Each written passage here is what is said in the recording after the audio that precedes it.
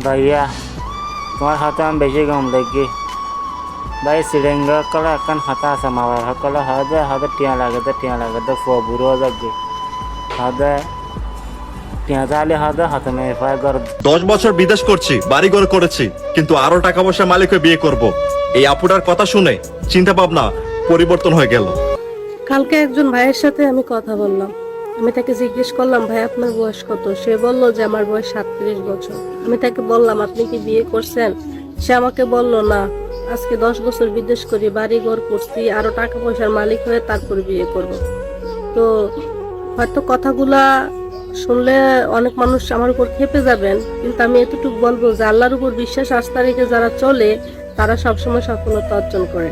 তা আমি তাকে বললাম, আপনি বিয়ে করলেন না কেন? 37 বছর হয়ে গেছে, এখনকার মানুষ তো 50-এর উপর দেখি না বাঁচতে, তবু হায়াত মতের মালিক আল্লাহ। তো সে আমাকে বললো যে টাকা পয়সা গুছাই আরো 5 বছর পর বিয়ে করবো। তো 5 বছর পর বিয়ে করলে তার বয়সটা হবে 42। তা আমি তাকে বলছিলাম যে ফুটটা ফুল মজি যায় গোর বয়স বাড়িলে কি লাভ হবে বিয়া করে মজা না পাইলে। তো সে বললো যে টাকা হলে কত সুন্দরী সুন্দরী মেয়ে পাওয়া যাবে। আসলে যারা বয়সকালটাকে কাজে লাগাচ্ছেন না, যারা যৌবন বয়সটাকে কাজে লাগাচ্ছেন না, আপনারা হচ্ছেন বোকা।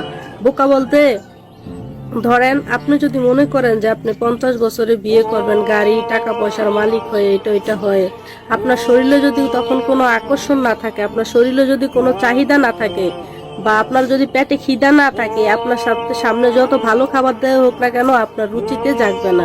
আর আপনার পেটে যখন খিদা থাকবে, তখন আপনাকে যদি লবণ দিয়ে ভাত দেওয়া হয়, তবুও আপনি সেটা খেতে বাধ্য হবেন।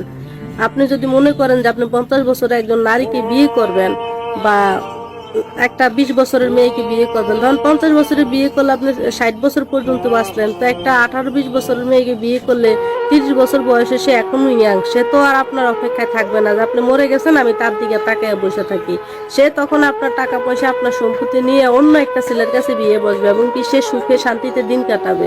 তো কি দরকার নিজের জীবনটা নষ্ট করে? যে সমস্ত ভাইয়েরা মনে করেন যে গাড়ি বাড়ি টাকা পয়সা না হলে কোনো নারীকে বিয়ে করা ঠিক না, আমি তাদেরকে একটা কথা বলতে চাই যে একটা রিক্সাওয়ালাও কিন্তু তার বউ পালে, একটা রিক্সাওয়ালাও কিন্তু সন্তান আছে, একটা রিক্সাওয়ালারও কিন্তু সংসার আছে।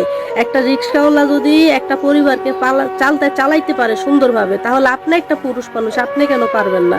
আপনি যদি লুভিত নারী বিয়ে করেন, তাহলে যদি আপনার স্বর্ণের রাজপ্রাসাদও থাকে, তবুও আপনার জীবনে কখনো সুখ আসবে না।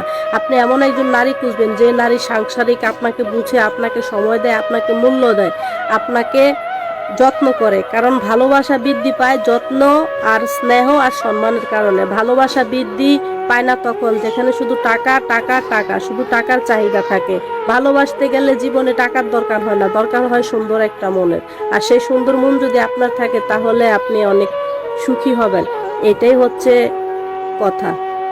টাকা পয়সা ধন সম্পদ করে যারা বিয়ে করতে চান, তাদের জন্য এই কথাগুলো খুবই মূল্যবান ছিল। দেখেন, টাকা পয়সা বাড়ি গাড়ি ধন সম্পদ এগুলো আসবে যাবে, কিন্তু যৌবন একবার চলে গেলে সেটা কখনো ফিরে আসবে না। তখন টাকা পয়সা দিয়েও এই যৌবনের চাহিদা মেটাতে পারবেন না। দেখেন, সময় থাকতে চিন্তা ভাবনা পরিবর্তন করতে হবে।